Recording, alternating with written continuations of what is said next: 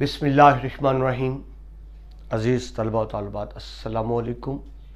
मैं professor Musharraf Mahmood CMM lecture से आपसे मुखातिब हूँ। अज़ीज़ तलबा, हम मुतालिया पाकिस्तान साल दवम के मुतालिया पाकिस्तान के चौथे बाब का मुतालिया कर रहे थे, पाकिस्तान को इस्लामी जमहूरिया बनाने के इक़दामात। इस सिलसिले पहला लेक्चर हो चुका करारदाद मकासद का। आज इस सिलसिले में दूसरा लेक्चर है और हमारा मौजू है बुनियादी असूलों की कमेटी।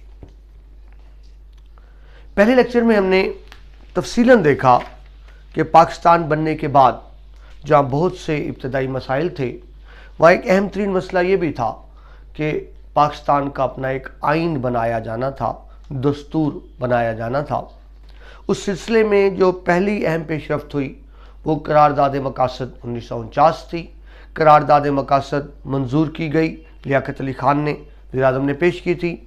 इसमें चंद बुनियादी चीज़ों को तय कर लिया गया कि पाकिस्तान के आइन का ढांचा क्या होगा, आइन में किन बुनियादी चीज़ों को सामने रखा जाएगा। यानी आप समझ लें करारदाद मकासद क्या थी, एक तरह की गाइडलाइन थी, चंद रहनुमा असूल थे पाकिस्तान के आइन के लिए, जो पिछले लेक्चर में देख चुके हैं।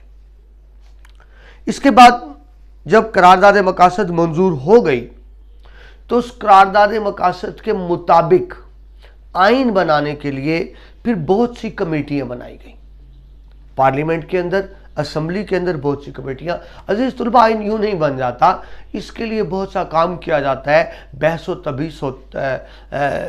बहस की जाती है, उसके बाद मुख्तलिफ कमेटियाँ होती हैं, फिर उसमें रद्दोकदा होता है, बहस मुबाहिसा होता है, और तब जाकर एक इब्तदाई ड्राफ्ट तैयार किया जाता है, इब्तदाई मुसवदा तैयार किया जाता है। उस मुसवदे को असम्बली के इजलास में पेश किया जाता है, और असम्बली के इजलास में अगर अरकान की अक्सरियत उसको मंजूर कर ले तो फिर सदर पाकिस्तान के दस्तखतों के बाद वो आइन बनता है। तो उसी तरह से करारदाद मकासद की मंजूरी के बाद एक कमेटी बनाई गई थी, बुनियादी असूलों की कमेटी। बहुत सी कमेटियां बनी थी, लेकिन आपकी किताब में जो शामिल है वो है बुनियादी असूलों की कमेटी। यानी इस कमेटी का ये काम था कि पाकिस्तान के आइन के लिए कुछ बुनियादी असूल तैयार करे, जिन बुनियादों पर आइन तैयार किया जाना था। और ये बुनियादी कमेटी किसकी बुनियाद पे काम करेगी? करारदाद मकासद की बुनियाद पर। दोबारा अर्ज कर दूं, करारदाद मकासद मंजूर होने के बाद उस पे अमल दरामद के लिए बहुत सी कमेटियां बनी, जिनमें से एक कमेटी थी बुनियादी असूलों की कमेटी। ये अहम कमेटी थी। उस वक्त के वज़ीर आज़म लियाकत अली खान खुद इस कमेटी के सरबराह मुकर्रर हुए। करारदाद मकासद की सफ़ा नंबर 54 पर आपके करारदाद मकासद की मंजूरी के बाद दस्तूर साज असम्बली ने आइन की तैयारी के लिए मुतअद्दद कमेटियां कायम की, जिनमें से एक कमेटी बुनियादी असूलों की कमेटी थी।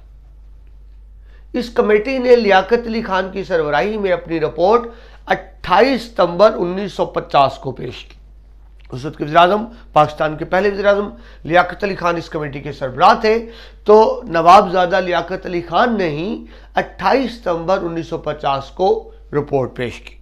जब पाकिस्तान के आइन साज इदारे में ये रिपोर्ट पेश हुई तो इस पर शदीद रद्द अमल आया, तहफ़्फ़ुज़ात का इजहार आया, बहुत से एतराज़ात किए गए कि ये रिपोर्ट नामुकम्मल है, इसको पसंद नहीं किया गया, ये रिपोर्ट नामुकम्मल थी।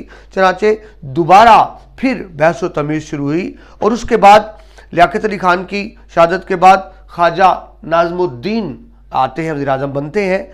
अब उनकी सरबराही में इस कमेटी ने दोबारा काम शुरू कर दिया। तो 22 सितंबर 1952 को ख्वाजा नाज़मुद्दीन जो वज़ीर आज़म थे की सरबराही में नज़र सानी शुदा रिपोर्ट पेश की गई। यानी वो पहली रिपोर्ट जो नवाबजादा लियाकत अली खान ने पेश की थी, उसमें जो कमियां रह गई थी उसको मुकम्मल करने के बाद दोबारा एक रिपोर्ट पेश की गई, जिसको मंजूर कर लिया गया। इस रिपोर्ट का एक हिस्सा صرف اسلامی اصولوں کے لیے تھا، یعنی پاکستان اسلام کے نام پہ بنا تھا، یہ ایک اسلامی ریاست تھی، تو اس رپورٹ کا ایک حصہ صرف اس لیے تھا کہ پاکستان کو کس طرح اسلام کے اصولوں کے مطابق چلایا جائے گا۔ تو عزیز طلبہ، اس بنیادی کمیٹی کی رپورٹ کے کچھ اہم نکات تھے جس کا ہم یہ جائزہ لیتے ہیں۔ سب سے پہلے اس میں قرار دیا گیا کہ قرارداد مقاصد آئین کے ابتدائیے میں شامل کیجئے۔ ابتدائیہ شروع میں، سٹارٹ میں، یعنی اس کو آئین کا حصہ بنایا جائے گا، اس کو آئین کے شروع میں لکھ دیا جائے گا۔ مطلب قرارداد مقاصد صرف آئین کے لیے رہنما اصول نہیں ہوگی، بلکہ یہ آئین کے ابتدائیہ میں شامل ہوگی۔ اس کا مطلب ہے کہ یہ ایک طرح کا قانون ہوگا، ریاست کا قانون ہوگا، ملکی آئین ہوگا۔ اور میں آپ سے بار بار عرض کرتا رہا ہوں کہ ملک کا کوئی قانون آئین کے خلاف نہیں بنایا جا سکتا۔ آئین کی اہمیت زیادہ ہوتی ہے، آئین کے مطابق قانون بنائے جاتے ہیں، تو اس کو آئین کا حصہ بنا دیا گیا قرارداد مقاصد کو۔ کون سی قرارداد مقاصد؟ جو پچھلے لیکچر میں ہم تفصیل سے دیکھ چکے ہیں کہ اس میں کہا گیا تھا کہ حاکمیت اللہ تعالیٰ کی ہوگی، اس پاکستان میں اسلامی اصولوں پر عمل کیا جائے گا، لوگوں کو یہ مواقع دیے جائیں گے کہ اپنی زندگیاں اسلام کے مطابق گزار سکیں، اقلیتوں کے حقوق کا مکمل تحفظ کیا جائے گا، وفاقی نظام قائم کیا جائے گا، بنیادی حقوق کا خیال کیا جائے گا، اور آزاد عدلیہ کا قیام عمل میں لایا جائے گا۔ یہ تھی قرارداد مقاصد۔ اور اس بنیادی اصولوں کی کمیٹی میں کیا کہا گیا کہ وہ قرارداد مقاصد آئین کے ابتدائیہ میں شامل کر لی جائے گی۔ دوسری بات کی گئی کہ مسلمانوں کو انفرادی اور اجتماعی طور پر قرآن و سنت کی تعلیمات کے مطابق زندگی گزارنے کے مواقع دیے جائیں گے۔ حکومت پاکستان ریاست وہ تمام امور سر انجام دے گی جس کے نتیجے میں مسلمانوں کو وہ تمام سہولیات حاصل ہوں، وہ تمام حقوق حاصل ہو کہ وہ قرآن و سنت کے مطابق زندگی گزار سکے۔ تیسری بات اس میں یہ کی گئی تھی کہ شراب، جوئے اور سود کو غیر قانونی قرار دیا جائے گا۔ شراب اسلام میں حرام، جوا حرام، سود حرام۔ تو اس کمیٹی میں بات طے کر لی گئی تھی کہ یہ چیزیں غیر قانونی ہوگی۔ اس کا مطلب سمجھیے، اس کا مطلب یہ ہوا کہ پاکستان میں ایسا کوئی قانون نہیں بنایا جا سکے گا جس کے تحت شراب، جوئے یا سود کی اجازت دی جائے۔ یہ بنیادی کمیٹی نے طے کر لیا تھا، مگر افسوس، صد افسوس، پاکستان میں آج بھی بینکوں کا نظام سودی بنیاد پر چل رہا ہے۔ ہم سود کی لعنت سے چھٹکارا نہیں پا سکے ہیں، مگر بہرحال اس رپورٹ میں ہی قرار دیا گیا تھا کہ شراب، جوا اور سود غیر قانونی ہوں گے۔ اگلی بات تھی کہ موجودہ قوانین جو پہلے سے موجود ہیں، ظاہر انگریزی دور کے تھے، موجودہ قوانین کو اسلامی اصولوں کے مطابق ڈھالا جائے۔ نئے قانون تو اسلام کے مطابق بنیں گے، لیکن جو پہلے سے موجود قانون ہیں اگر ان میں کوئی غیر اسلامی بات ہے تو اس میں ترمیم کی جائے، تبدیلی کی جائے، اضافہ کیا جائے، امینڈمنٹ کی جائے اور اس کو اسلام کے اصولوں کے مطابق ڈھالا جائے۔ پانچواں پوائنٹ تھا ملک کی معاشی پالیسی، یعنی فائنانشل سسٹم، معاشی پالیسی اسلامی اصولوں کے مطابق بنائی جائے تاکہ ارتکاز دولت کو روک کر ملک کو خوشحال بنایا جا سکے۔ ارتکاز دولت کیا ہوتی ہے جی؟ کہ دولت کا چند ہاتھوں میں سیمٹ جانا، چند لوگوں کے پاس تو بہت زیادہ دولت ہو اور باقی لوگوں کے پاس دولت نہ ہو۔ یاد رکھیے یہ ملکی معیشت کے لیے بہت نقصان دہ ہوتا ہے۔ دولت جتنی زیادہ سرکولیٹ کرے گی، گردش کرے گی، ملک اتنی ترقی کرے گا۔ یعنی اس کا مطلب سادہ سے یہ ہوگا کہ دولت کو چند ہاتھوں میں رکنے نہیں دیا جائے گا، اور اس کا بہترین طریقہ اسلام کا نظام زکوٰۃ ہوتا ہے جس کے تحت دولت چلتی رہتی ہے۔ اسلام قرض حسنہ کی ترغیب دیتا ہے تاکہ دولت چند حصوں میں نہ سمٹ جائے۔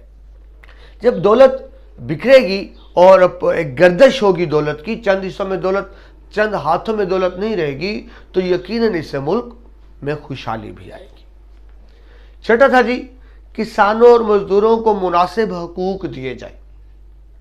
اس وقت ان کی حالت بہتر نہیں تھی، یعنی ان کی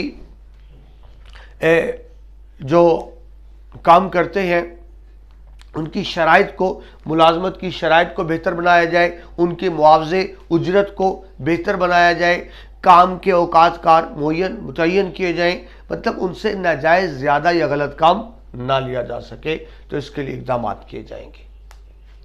7واں نقطہ یہ تھا جی، قرآن و سنت کے خلاف کوئی قانون نہیں بنایا جائے گا اور اس سلسلے میں سپریم کورٹ کو مکمل اختیار ہوگا۔ ایسا کوئی قانون نہیں ہوگا، قرارداد مقاصد میں یہ بات تفصیل سے کہی گئی تھی کہ اقتدار اعلیٰ کا مالک اللہ تعالیٰ کی ذات ہے۔ کوئی بھی ایسا قانون نہیں ہوگا جو قرآن و سنت کے خلاف ہو، اور اگر کوئی بھی قانون قرآن و سنت کے خلاف ہوگا تو سپریم کورٹ کو مکمل اختیار ہوگا کہ اس قانون کو ختم کر دے، منسوخ کر دے، کل عدم قرار دے دے۔ اس کا مقصد کیا تھا؟ تاکہ اس بات کو یقینی بنایا جا سکے کہ پاکستان کے قوانین اسلام کے مطابق ہیں۔ 8واں پوائنٹ تھا، نیکی کا حکم دینے اور بدی کو روکنے کے لیے ایک ادارہ قائم کیا جائے گا جی، امر بالمعروف و نہی عن المنکر۔ اس کے لیے ایک ادارہ بنایا جائے گا کہ جو یہ کام کرے گا،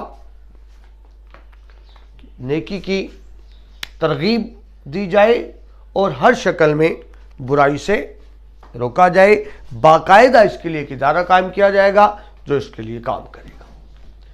9ویں بات، آپ کی کتاب میں میں نے دیکھا ہے کہ یہاں تک صرف بات 8 تک دی گئی ہیں، لیکن 2 باتیں اضافی میرے خیال میں اس کا حصہ ہے، آپ شامل کر لیں۔ صدر پاکستان کے لیے مسلمان ہونا ضروری قرار دیا گیا تھا۔ کسی بھی شکل میں پاکستان کا صدر غیر مسلم نہیں ہو سکے گا، صدر پاکستان مسلمان ہوگا۔ اور ایک شکست اور شامل کر لیں کہ اس میں اردو کو سرکاری زبان کا درجہ دیا گیا تھا، اردو سرکاری زبان ہوگی۔ اس میں بنگالی زبان کا ذکر نہیں تھا، اس وقت تو ایک ہی تھا نا، مشرقی پاکستان مغربی پاکستان، مگر قرار دیا گیا تھا کہ اردو ہی پاکستان کی سرکاری زبان ہوگی۔ عزیز طلبہ، یہ تھی بنیادی اصولوں کی کمیٹی کی رپورٹ جو پہلے لیاقت علی خان نے پیش کی، اس کے بعد مزید ترمیم اور اضافے کے بعد دوبارہ خواجہ ناظم الدین نے پیش کی۔ یہ کمیٹی کیا تھی؟ قرارداد مقاصد پر کس طرح سے عمل کیا جائے، اس کے لیے ایک کمیٹی بنائی گئی تھی۔ امید ہے آپ کو سمجھ آ گیا ہوگا یہ کمیٹی کیوں بنائی گئی، اس کمیٹی کا طریقہ کار کیا تھا، اور اس کمیٹی نے کیا کیا سفارشات مرتب کی۔ اس کے ساتھ عزیز طلبہ لیکچر مکمل ہوتا ہے۔ امید ہے یہ آپ کے لیے مفید ثابت ہوگا۔ پروفیسر مشرف محمود کو اجازت دیجیے۔ اللہ حافظ۔